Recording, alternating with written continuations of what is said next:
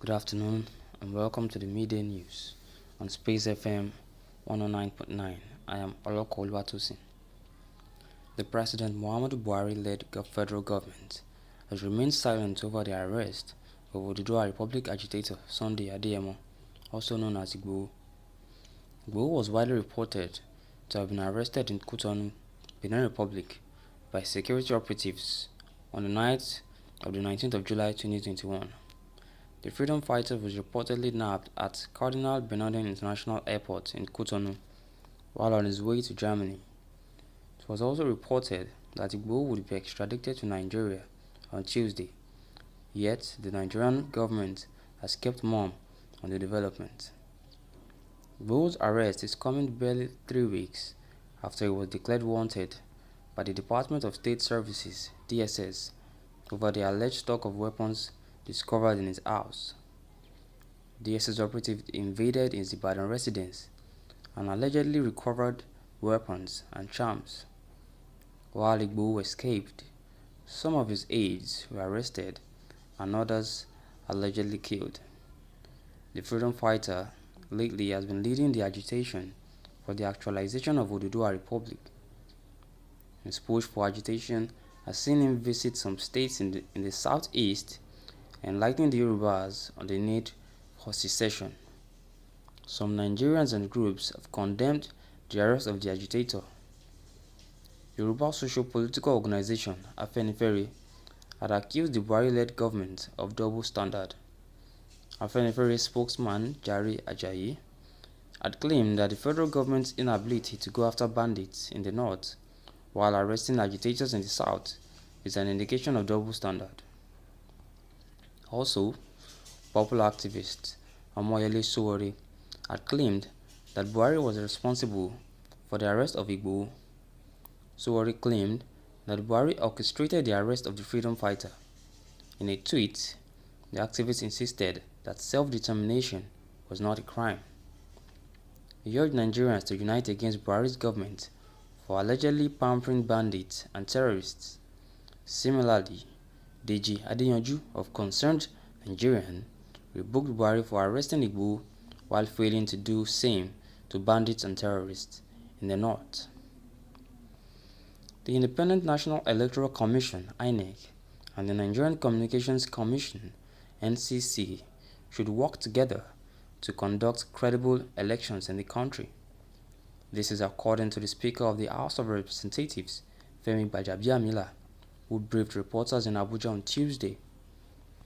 Gbajabiamila also spoke on the decision of the House to pass the Electoral Amendment Bill, moments after opposition lawmakers walked out of the heated session at the National Assembly chambers in Abuja on Friday. The House passed the majority of the 158 clauses of the bill intact, including Clause 52, Section 2, which had led to the controversy and debate. Clause 52, Section 2 reads further that voting at elections and transmission of results in this bill shall be in accordance with the procedure determined by the Commission. The Speaker explained that the capacity of the constituents influenced the voting, noting that the citizens should not blame lawmakers who were in support and others against the electronic voting. While calling on Nigerians to await the recommendation of both INEC and the NCC on the issue, Gbajabiamila maintained that the House voted to allow the electoral body to have the discretion to determine how they want to do it. Residents of some of the flood-prone areas in Abeokuta, Ogun State, have said that they will not relocate until the state government provides alternatives for them. The state government had given an order to residents of the affected areas to relocate to safer places as flash floods were imminent across the state. The government listed the areas to include Bangba, Ijaye, Ijeun Tuntun, Isale Oja, Kuto, Amolaso, Ijeja, Adidotun, Agoika, Enugada, Totoro, Onikoko.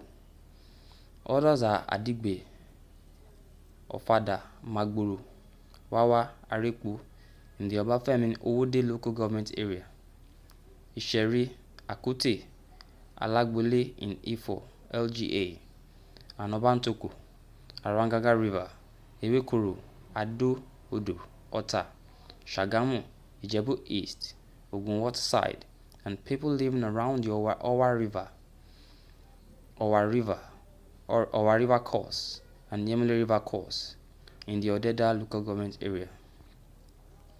On the rising water level, it was gathered that the Onyon Dam and the Ogun River are still above average level. A visit to the Ogun River in Lafenwa, Abeokuta, revealed that the water was rising at above average level. The Onyon Dam, according to the management of the Ogun Osun River Basin Development Authority, is rising as the state records rainfalls. The management said it has started releasing water into the cities in Lagos and Ogun, following the high volume of water in the reservoir. Speaking on the preparation of the state government against flooding, the special advisor to the Ogun State Governor on Environment, Ola Oresanya, said the government had embarked on dredging of drainage channels. Oresanya noted that the government also set up emergency flood units to provide immediate service to the people during flooding. The police command in Zamfara says it did not pay bandits any ransom to release 100 children, nursing mothers, and others held hostage for 42 days. The bandits released the kidnapped victims at Kaburu Forest in Maru local government area. This is contained in a statement by a spokesman for the police, Muhammad Shehu, in Gusau on Tuesday. Mr. Shehu explained that the police and the Zamfara Ministry for Security and Home Affairs were involved in releasing the children, women, and others. Police called on residents of the state to support the police and other security agencies with credible information about the hideout, movements, and other activities of criminal elements. President Muhammadu Buhari on Tuesday expressed sadness over the small portion of arable land being cultivated in the country, while urging more Nigerians to embrace farming. The president said this while addressing newsmen after the Eid Kabir prayers in his country home in Dara, Katsina State on Tuesday. This was contained in a statement titled, "I was surprised to hear only 2.5% of arable land in Nigeria is being cultivated," says President Buhari, signed by the Senior Special Assistant to the President on Media and Publicity, Gabriel Shehu. According to him, the President Economic Advisory Council had notified him that only 2.5% of arable lands in the country had been used for farming. He also acknowledged that the low agricultural land use is closely linked to the state of insecurity in various parts of the country. He therefore directed security outfits to work more with communities to create a more friendly environment for farmers. He mandated security agencies to be more relentless in maintaining peace in the country and ensure a more harmonious relationship with communities so that they can glean intelligence.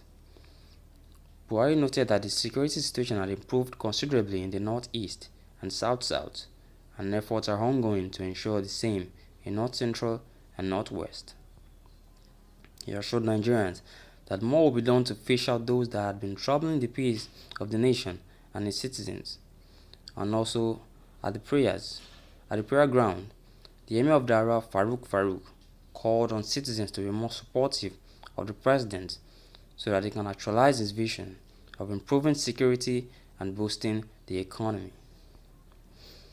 On the international stage, Jeff Bezos rocketed past the edge of space Tuesday, launching from the improbable spaceport he has built in the West Texas desert in the United States of America, and fulfilling the lifelong dream of a die-hard Trekkie who was transfixed by the Apollo 11 moon landing and has pledged to use his fortune to open space for the masses.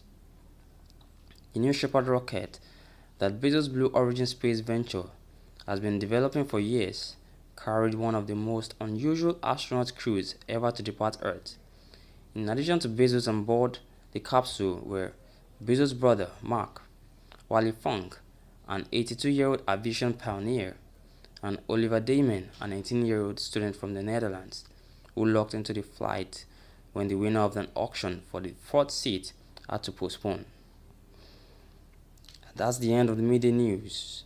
COVID-19 is still out there. Continue to wear your mask and practice social distancing. Keep listening to Space FM 109.9. Do have a wonderful day.